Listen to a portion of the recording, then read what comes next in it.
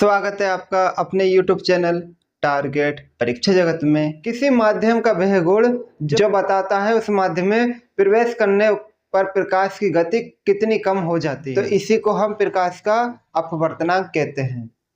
जैसे मान लीजिए कि वायु में प्रकाश जा रहा है, निकल के अपनी स्पीड से जा रहा है, पूरी स्पीड से निकल के जा रहा है, कोई दिक्कत नहीं है। लेकिन उसी की तुलना में हम मान लेते हैं कि फिर प्रकाश किसी जल से निकल के जा रहा है। पता चलता है कि जल में निकलने के बाद प्रकाश की स्पीड थोड़ी सी कम हो जाती है। तो जो कम हुई है स्पीड वो क्यों हुई है, किसकी वजह से हुई है, क्या ऐसी कौन सी खासियत है, ऐसी कौन सी कमी है, ऐसा कौन सी चीज है जल के अंदर मिला हुई जिसने स्पीड कम कर दी है, उसी को हम प्रकाश का अपवर्तनांक कहेंगे।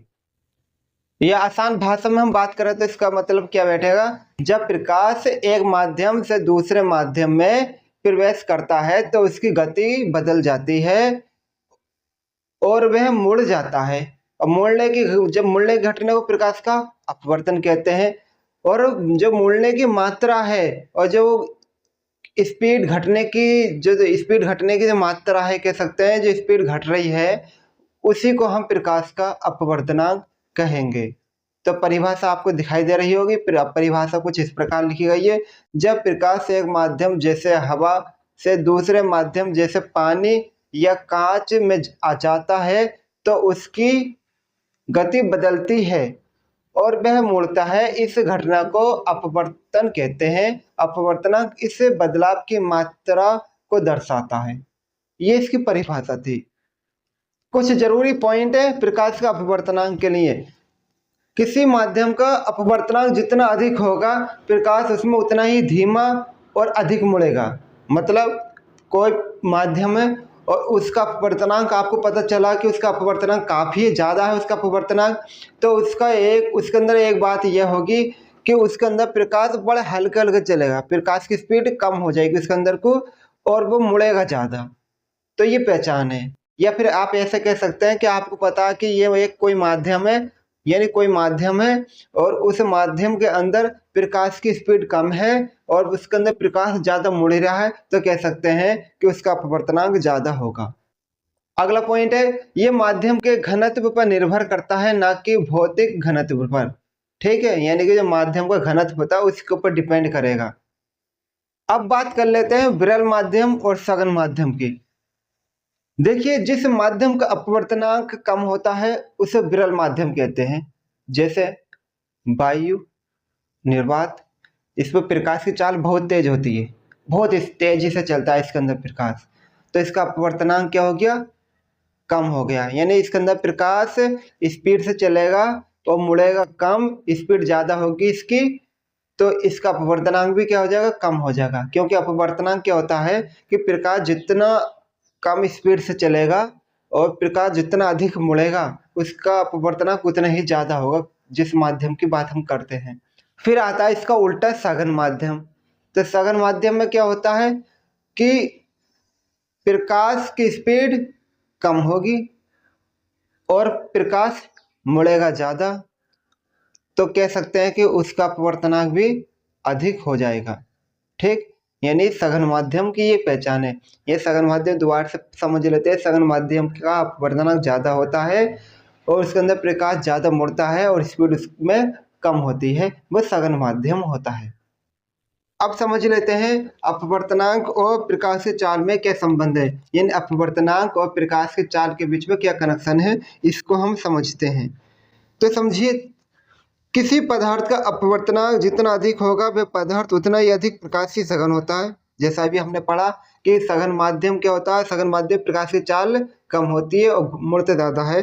तो किसी पदार्थ का अपवर्तनांक यानी कोई माध्यम है, कोई पदार्थ है, उसका अपवर्तनांक अधिक है तो वह पदार्थ उतना ही अधिक सघन होगा। सही है, यानी सघन मतलब उसमें प्रकाश धीमा चलेगा और मुड़ेगा ज़्यादा, और उस पदार्थ में प्रकाश की चाल उतनी ही कम होती है। इस पॉइंट के अंदर हमें निरपेक्ष अपवर्तनांक को समझना होगा।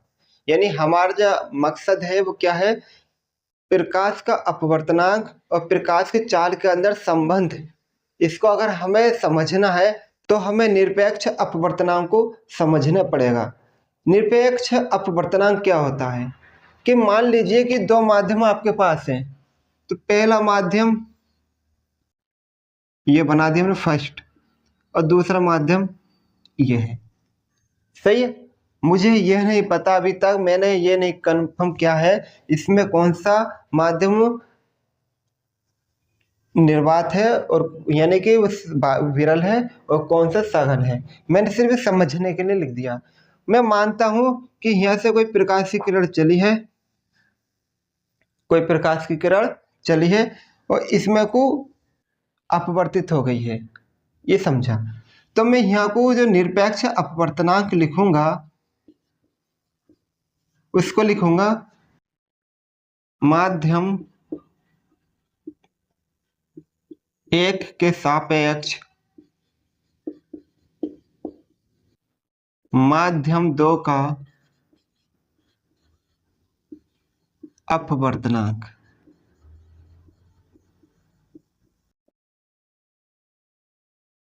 सही है, ये बात मैं लिखूंगा। फिर इसको मैं एक फॉर्मूला के रूप में भी कन्वर्ट कर दूंगा, तो 1n2, यानी ये फॉर्म बन गई है निरपेक्ष अपवर्तनांक की, यानी 1n2। तो ये किसके बराबर होगा? 1 मतलब पहला माध्यम, तो लिखेंगे माध्यम एक में प्रकाश की चाल,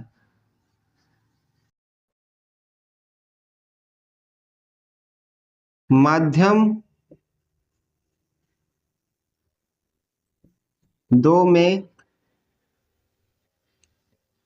प्रकाश की चाल, प्रकाश की चाल, यानी बेसिक फॉर्मूला आ गया।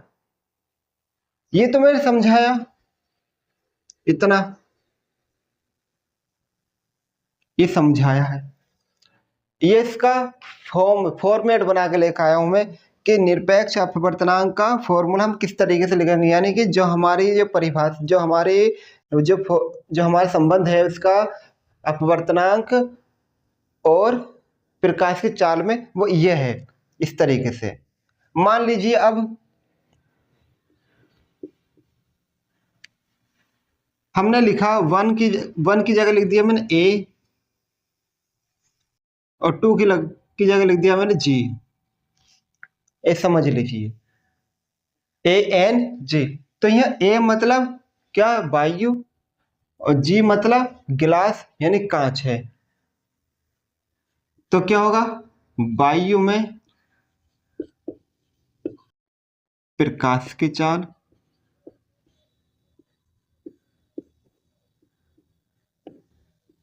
जी मतलब कांच में प्रकाश की चाल।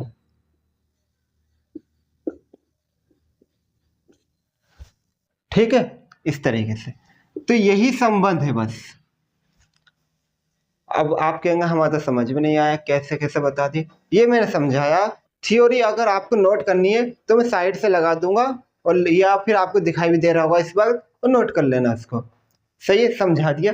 यानी कि जो दो माध्यमों का हम जिक्र करेंगे, तो जो पहले लिखा है उसको हम ऊपर, और जो बाद में लिखा है उसको हम नीचे लिखेंगे। सही है। अब ये कहोगे कि ये कैसे बना, समझ में तो आया नहीं, अब इसको समझते हैं। तो देखिए, समझिए, कुछ पॉइंट शुरू करते हैं। जैसे मैंने लिखा जल के सापेक्ष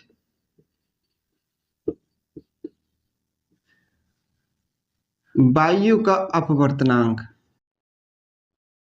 वायु का अपवर्तनांक। ठीक। अगला पॉइंट लिखा वायु का जल के सापेक्ष अपवर्तनांक।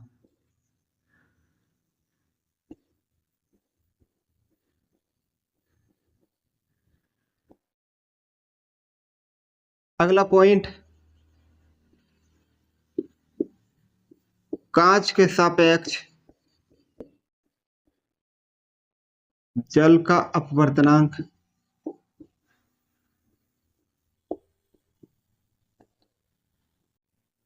बस इतना ही, ज्यादा नहीं, टाइम खर्च हो रहा है, कोई फायदा नहीं भेट रहा, बस समझ लीजिए कैसे करना होता है। तो देखिए जल के सापेक्ष, जिसके सापेक्ष होगा हम उसको पहले लिखेंगे। तो जल को कहते हैं डब्ल्यू, वाटर, वाटर हो जाए डब्ल्यू। किसका? वायु को, वायु कहते हैं एयर, एयर को लिखते हैं ए से, इस तरीके से, और एन लगा देंगे बीच में, ऊपर को छोटा सा ऐसे इसको वायु का। तो वायु का किसका? किसका? वायु का जल के सापेक्ष, किसके सापेक्ष? जल के। तो जल पहले लिया जाएगा और वायु बाद में, इस तरीके से, क्योंकि मैंने लाइन को पलट के लिखा है। कांच के सापेक्ष, किसके सापेक्ष? कांच के, कांच के जी। अपवर्तनांक, किसका अपवर्तनांक? जल का, इस तरीके से। बस आज के वीडियो में इतना ही, मिलते हैं कल फिर नई वीडियो के साथ। धन्यवाद।